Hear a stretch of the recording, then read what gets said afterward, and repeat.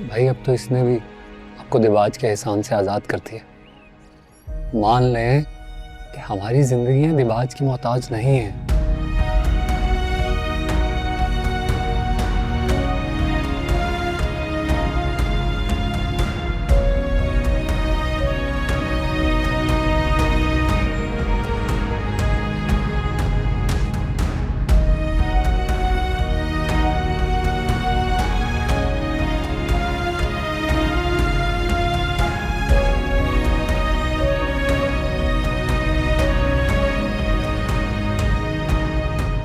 दादो दरवाजा खोले।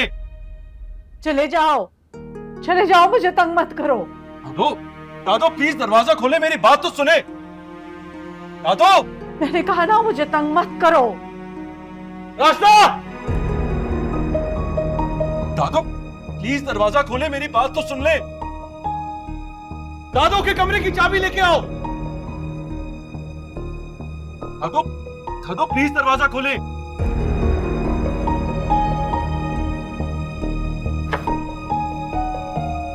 दादो दादो हटो हटो मेरे पास से। नहीं सहारा तो मुझे नहीं है जरूरत मुझे तुम्हारे सहारे की।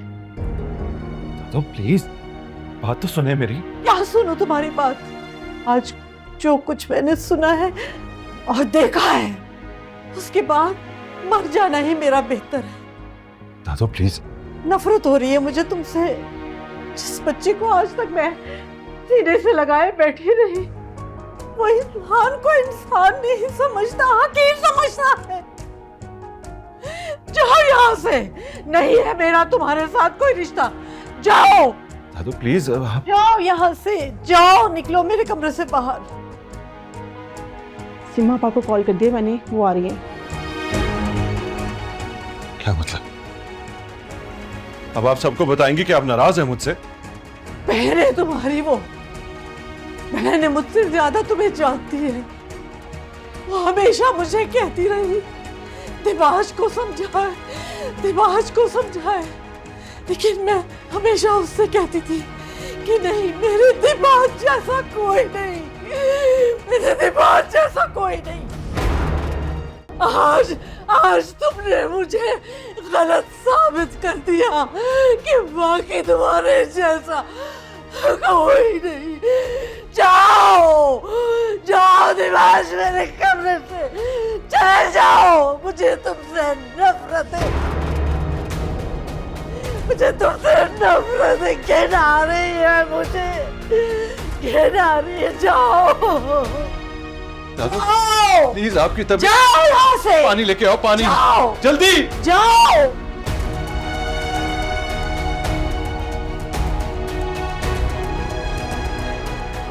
पानी पिए। नहीं पीना मुझे पानी।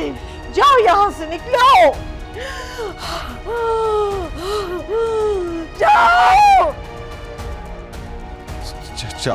जाओ, मुझे तुमसे नफरत है। जाओ यहाँ से दिबाज।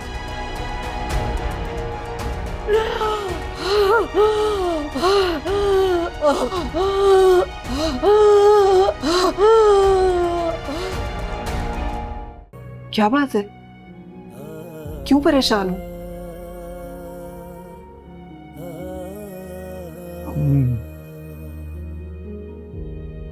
डिजर्व नहीं करते थे जो कुछ हमारे साथ हुआ।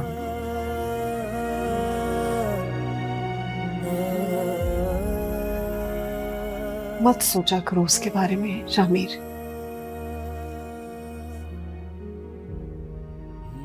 हम दोनों को धोखा दिया है दिबाज ने।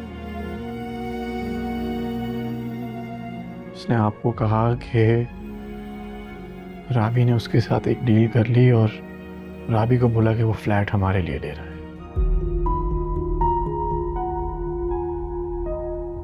ये किसने बताया तुम्हें?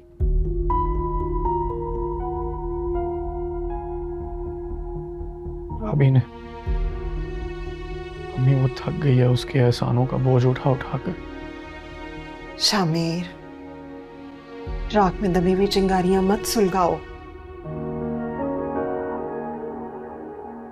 मोहब्बत की आग कहाँ बुझती है अम्मी, सुलगती रहती है। शामिर, मैं पहले भी नहीं चाहती थी और अब भी नहीं चाहती कि तुम दिबाज के मुकाबला हो। उसका पहले मुकाबला नहीं कर सकता था अम्मी, लेकिन अब कर सकता हूँ। नहीं बेटा, मुकाबला तो अपने जैसों के साथ किया जाता है, अपने से छोटों के साथ क्या मुकाबला। हाँ, बहुत छोटा और बहुत गंदे किरदार का इंसान है।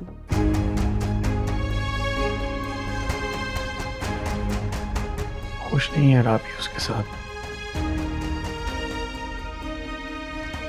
नहीं रहना चाहती है वो। तुम उनके मामले में मत पड़ो।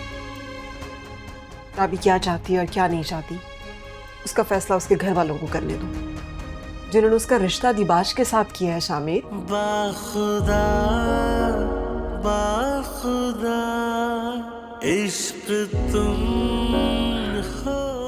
अच्छा, मैं जाऊंगी राबी से मिलने के लिए। बताऊंगी मैं जाकर उसको कि मेरा बेटा अब भी कैसे तड़पता है उसके लिए। और ये भी तो देखूं कि उसमें दिबाज को छोड़ने का हौसला है भी कि नहीं। जाओ, जाके आराम कर लो। वो नाराज है मुझसे, तुम कह रही हो जाके आराम कर लो। के बाद अल्लाह अल्लाह करके इनका ब्लड प्रेशर कंट्रोल हुआ है। आँख खोलने पे अगर तुम्हें देखेंगी तो फिर से नाराज हो जाएंगी। मुझसे नाराज नहीं हो सकती सीमा, कोई ऐसा भी जुर्म नहीं किया मैंने। बस कर दो ना प्लीज, कुछ तो ख्याल करो। जाओ, जाके रेस्ट करो। मुतमईन हो तुम अपने फैसले से? बस बेजान का सोच रही हूँ। बहुत असियत में थी वो, कि आंखें ऐसी थी जैसे किसी शख्स का सब कुछ लुट गया हो। मैंने फरिया को कॉल की थी, वो और सीमा आंटी बीजान के पास ही है। ठीक है ना वो? ठीक नहीं है वो, बात से बहुत सख्त नाराज है, उसकी शक्ल भी नहीं देखनी चाहती। यहाँ पे जो भी हम सबके साथ हुआ है उसमें अजमल का इतना कोई कसूर नहीं था, ज्यादा कसूरवार मैं ही थी। तो हो सके तो उनकी तरफ से अपना दिल ना मैला करना। भाभी, ये जो खून के रिश्ते होते हैं, इनकी दी गई चोट बहुत गहरी होती है, लेकिन जब एहसास आ जाए तो यही मरहम का काम भी करता है। आप परेशान नहीं हो, मेरी उनसे कोई नाराजगी नहीं।